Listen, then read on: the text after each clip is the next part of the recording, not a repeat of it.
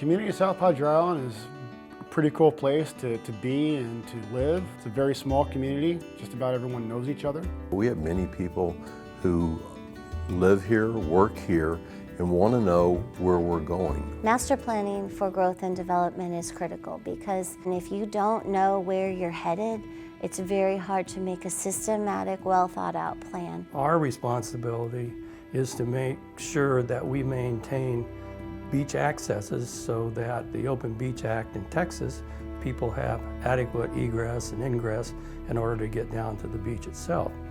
Our beach accesses are something that we consistently go back and forth about. How do we provide access to the community in the best way? And there's always the debate over storm surge protection in the form of dunes, and the other side of the seesaw, where are you impacting the view? One example of that is cuts in the dune system.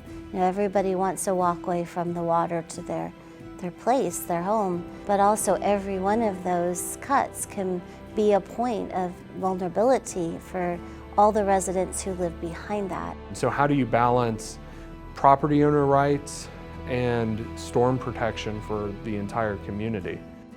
Communities across the Gulf of Mexico face similar problems to those on South Padre Island. For example, Mississippi's natural coasts of dunes, barrier islands, salt marshes, and freshwater wetlands provide a wealth of benefits to neighboring communities. Just as the dunes protect South Padre Island, marshes and barrier islands protect Mississippi. The increase in development along coastal counties multiplies the population at risk. In Mississippi, development in coastal counties has increased by about 20% since the early 2000s. This makes it likely that more people are infringing into natural areas, oftentimes not realizing the effect their presence has on the area's vulnerability to increasing coastal hazards, like storm surge amplified by sea level rise. An effective way for communities to address their vulnerability to hazards is with master planning, as was done in South Padre Island. Master plans are routinely updated, which means that communities can regularly revise their plan to consider the latest information on how they will be affected by the hazards of sea level rise and worsened storm surge.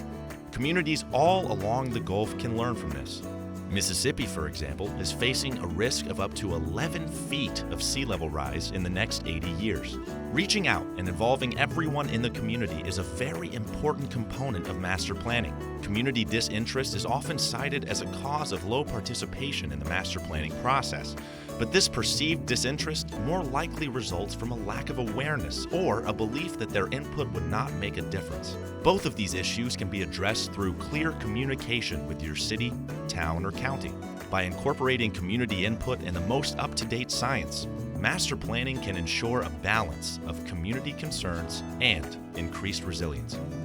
A master plan is like a map or your GPS. If you're going to take a trip somewhere and you really have never been there before, you really need to have some guidance to say, okay, this is how I'm going to go from point A to point B. Data and scientific inquiry is incredibly important to this process. A lot of times I'll hear things from constituents about, well, that beach is accreting or that beach is eroding. Without hard data and studies that show what's really occurring, we can't accurately plan for the future. So what we utilized our grant money for was bringing in a third-party consultant.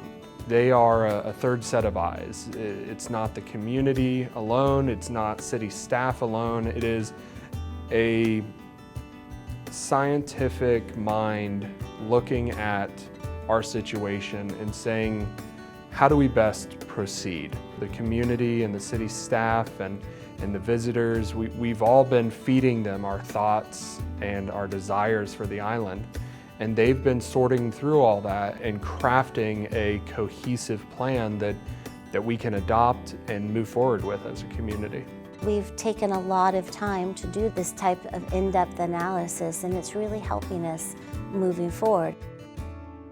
The time to build resiliency into your community is yesterday.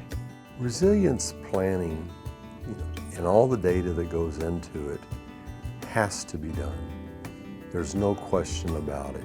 It's an investment in the future. That type of data and analysis over time is going to help us make much better decisions. And that's really what's important to South Padre Island is we have a very delicate, beautiful, amazing community here, and particularly the ecology. And we really want to make sure that we're taking that into account and having our growth complement that rather than harm it.